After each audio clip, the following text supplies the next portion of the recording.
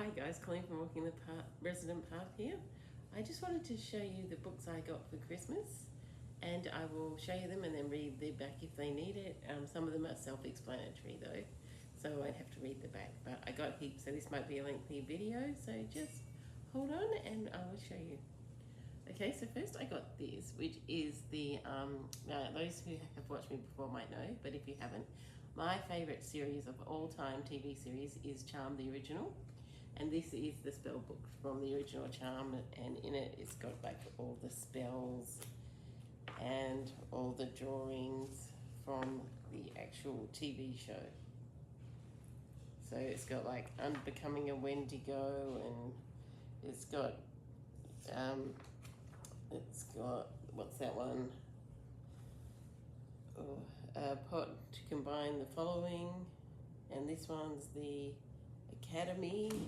And like we have the Executioner Demons and Witch Doctor, so all the things that are in the episodes, see?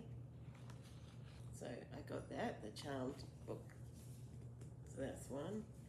And if you didn't see it the other day, I got Owl Magic with my stocking.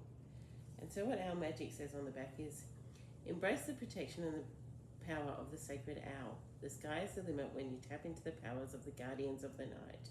In Owl Magic, discover the historical and mystical qualities of owls and create everlasting bonds with these ethereal creatures. Rooted deeply in spiritual practices around the world, owls are highly respected and revered and play major roles in many diverse tales and folklore in Native American, African, Japanese, and other cultures. Along with learning how to work with the energies of different owl species, found items, guides, messengers, familiars, and more, this beautifully illustrated guide includes the anatomy of owls, the myths of Hecate and Athena, how to embrace the energy of the darkness, owl medicine and lunar magic, a spiritual reference and tools section, and daily rituals and practices. Welcome the mystical essence of the owls and let the ancient wisdom and folklore illuminate your spiritual journey. So that's fabulous, I love it. Now one of my gorgeous sons, I have two sons, but one of my gorgeous sons got me this lovely Chinese myths and folk tales. So as I said, that doesn't need any explanation, that's just got Chinese myths and folk tales in it. And what else he got me as well, the same son, he got me the complete works of Edgar Allan Poe, and I love Poe. So that's gorgeous too, isn't it? Okay.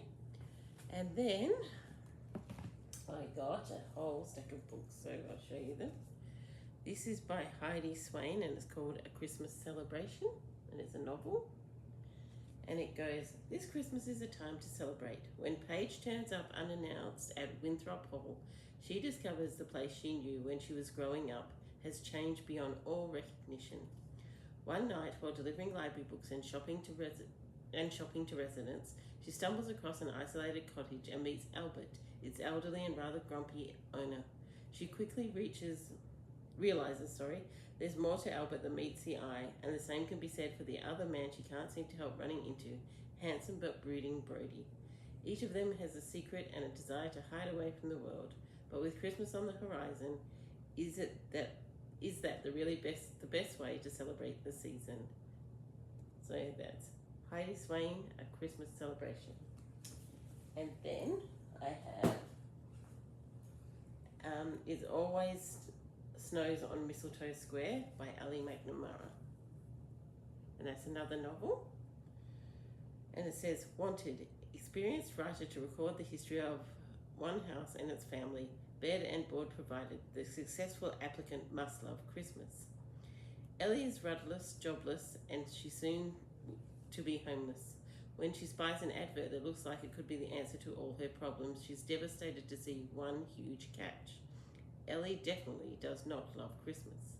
On Mistletoe Square, an eccentric elderly woman and her unconventional housekeeper have an enormous Christmas tree and a box of delicate decorations collected over what must be centuries. With each decoration comes a story, and with each story a breathtaking glimpse of Christmas past. One Christmas at a time, the house's history is brought vividly to life for Ellie, but the more she sees of the family's past, the more she wonders where and how the story might end, and what of her own story.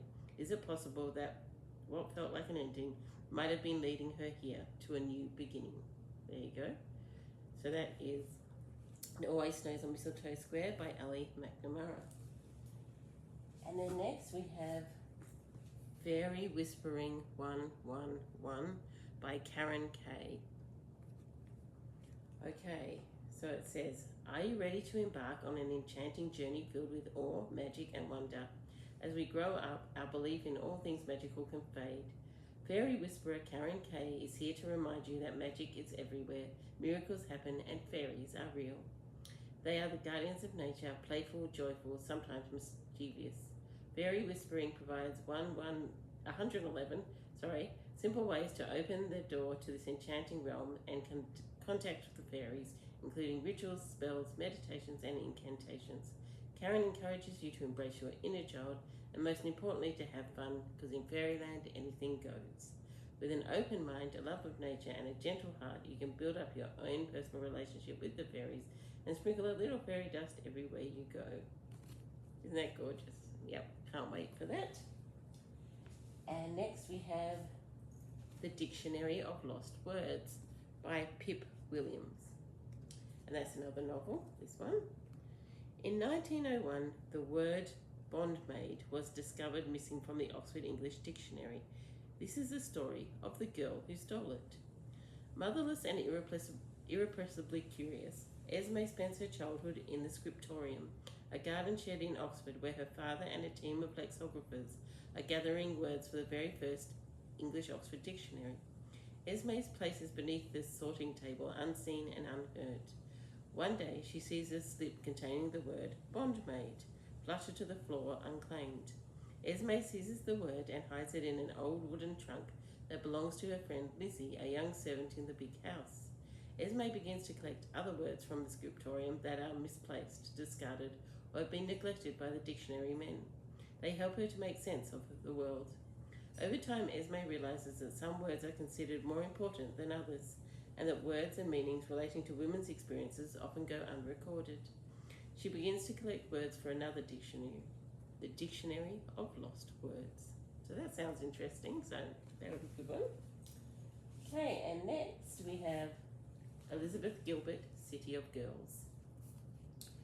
Life is both fleeting and dangerous, and there is no point in denying yourself pleasure or being anything other than you are what you are. It is the summer of 1940.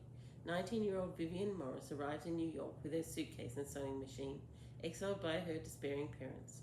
Although her quicksilver talents with a needle have been deemed insufficient for her to pass into her sophomore year of Vassar, she soon finds gainful employment as a self-appointed seamstress at Lily's Playhouse, her Aunt Peg's charmingly disreputable revue theatre.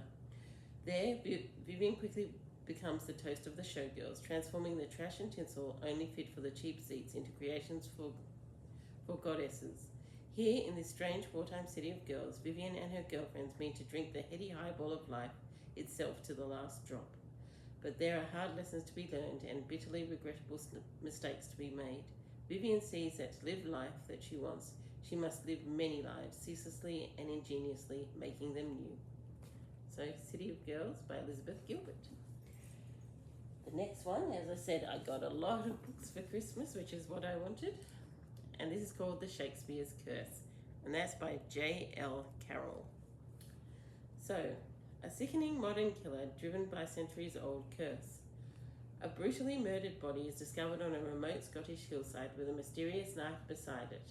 The victim was a beautiful young girl, throat slashed by an unknown assailant. The circumstances of the murder suggest ancient pagan sacrifice. Then a trench coat on that same hill is found filled with blood. The shocking discoveries seem to be linked to the ancient curse of Macbeth. From the streets of New York to the twisting corridors of Hampton Court Palace to a remote lock in Scotland's Highland, the race is on to stop a deadly modern serial killer who will do anything to uncover priceless ancient treasures. A thrilling action-packed page turner. So can't wait for that one. Ooh. Shakespeare's Curse. And next we have Hera, and that's by Jennifer Saint. So, the enthralling tale of a powerful Greek goddess, maligned in both myth and ancient history, as told by the Sunday Times best-selling author Jennifer Saint. When Hera the immortal goddess and daughter of the ancient Titan Cronus, tells her brother Zeus to overthrow their tyrannical father. She dreams of ruling at his side. As they establish their reign on Mount Olympus, Hera suspects that Zeus might be just as ruthless and cruel as her father, the father they betrayed. She was born to rule, but she must lose herself in perpetuating this cycle of violence and cruelty. Or can she find a way to forge a better world? Often portrayed as a jealous wife or the wicked stepmother, this retelling captures the many sides of Hera, vengeful when she needs to be, but also compassionate and, most importantly, an all-powerful queen of the gods. Hera by Jennifer Saint. And then we have Ancestral Slavic Magic by Natasha Helbin. There we go. And this says, raised in the Soviet Union, where she grew up steeped in ancient Slavic magical tradition, occultist and hereditary witch Natasha Helbin reveals not only how you are continually and powerfully influenced by your ancestors, but also how you can open the door to your ancestral connections in order to know who you truly are and change the course of your destiny. Helbin examines ancestor worship in southeastern Europe and western Russia and the way it shaped their indigenous magical and spiritual traditions. She explains how energy flows in a familial context and how the strengths and dysfunctions are passed from one generation to the next for centuries. She shares time-honored rituals and spells to help you recognize these ancestral patterns and influences, make changes in the harmful ones, and harness your familial strengths to direct your destiny. Looking at both Slavic, pagan, and Eastern Orthodox traditions concerning the dead, the author also examines ancient Slavic burial and funereal customs. She reveals how these burial rites become incorporated into rural witchcraft practices and explains how traditional Slavic ideas on death and the afterlife, the soul, the spiritual power of colors, and magical objects. As an initiate in Haitian voodoo, Helbin also looks at many of the parallels between voodoo and folk magic and ancestor worship of Slavic traditions, showing that in both traditions, forging a stronger connection to your ancestors can lead to increased power and an increased understanding in life. So that looks really interesting. I've never known Slavic magic, so I can't wait to read that. So that is Slavic Magic by Natasha Helbin. Okay, so next we have Invoking the Scribes of Ancient Egypt by Normandy Ellis and Gloria Taylor Brown. See, there we go. So, within each of us is a story, a sacred story that needs to be told of our heroic efforts and our losses. The scribes of ancient Egypt devoted their lives to the writing of sacred stories. These technicians of the sacred were masters of hieroglyphics, thinking, or heka, the proper words, in the proper sequence with the proper intonation and the proper intent. Learning heka provides scribes with the power to invoke and create worlds through their words and thoughts. To the writer, heka is a magical way to create meaning from experiences. Through heka, we manifest new visions and new relationships to ourselves and to others. We can make new art filled with beauty and light. Revealing the spiritually transformative power of writing, the authors take us on a journey of self-discovery through the sacred sites of Egypt, from the temples of Isis to the Great Pyramids of Giza, through meditations and creative writing exercises exploring the powerful themes found in the hieroglyphic texts of the ancient Egypt and the Egyptian Book of the Dead. They show how through writing we can live beyond the ordinary, giving our dreams form, and discover who we really are and what our lives really mean. Sharing transformative and inspiring pieces written by those who have attended their Egyptian sacred tours, the authors reveal how writing your spiritual biography allows you to reconnect to the creativity and the divine within, face your fears, offer gratitude for what you have, manifest new destinies, and recognize your life as a part of the sacred story of the earth. So that'll be a great fun one to work with. And that is Invoking the Scribes of Ancient Egypt by Normandy Ellis and Gloria Taylor Brown. Okay, there's only 3 to go now. So then we have Shamanic Africa, and that is by Carly Matamore and Linda Starwolf. And it says, it was predicted by indigenous tribes in Africa that when the white lions returned to their sacred lands in Timbavati, we would be in a time of evolutionary and spiritually awakening. On Christmas Day in the year 2000, Mara the White Lion was born. the very first way shower, to arrive and help us awaken to our divine origins. When we are all one with life in Zep Tepi, the land of the first time, our spiritual warrior selves are being summoned to heal the separation between us and nature, to be the change agents of our heart as we evolve to higher consciousness.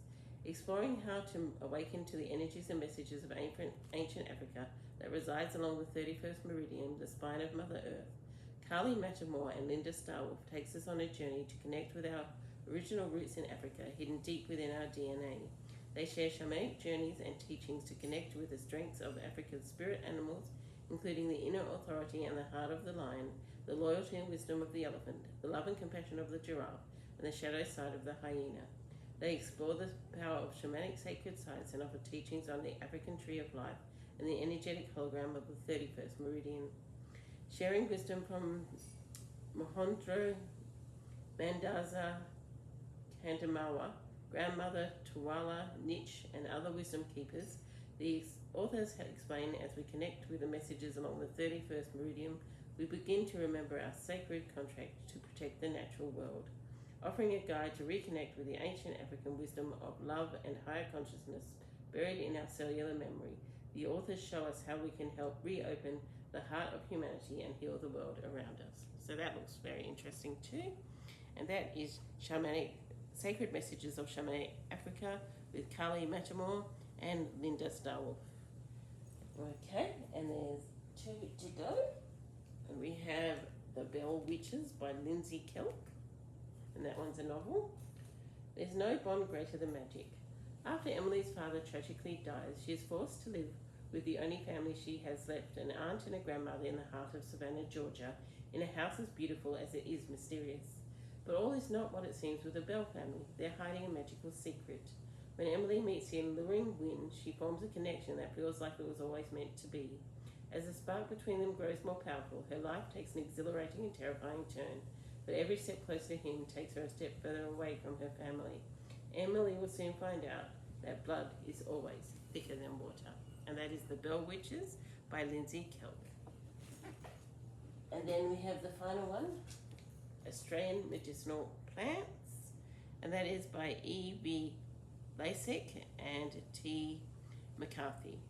And it's good to find an Australian one because often these are English or American. So, and I live in Australia, so it's good to be able to have my own plants. Plants have been used for medicinal purposes since earliest recorded history, and Australia's diverse flora provided Aboriginal people with a great variety of medicines. Australian Medicinal Plants is the essential guide to herbal medicine and Australian flora and its relationship to Aboriginal culture. The new edition has been completely updated and revised by Eric Lassick. An invaluable resource, Australian Medicinal Plants describes how Aboriginal people used the native plants and taught their medicinal values to white settlers. Comprehensive listing of nearly 500 individual plants and are arranged according to their uses, including detailed information on the ways they were used, what their known pharmacological constituents are, and where to find them, and how to prepare the remedies. So that looks very useful and really interesting. Well, I just wanted to show you the books I got for Christmas. I did get other presents, but mainly books, so I just want to show you them, and you'll probably see some of my other presents when I do some orders and things, because I did get some goddess things and things. Okay, well, I hope you have a wonderful Christmas if you're still having Christmas, or if it's the next day like me, I hope you're having a relaxing day just chilling out. Hope you have a glorious day and do whatever resonates within your soul. Bye now.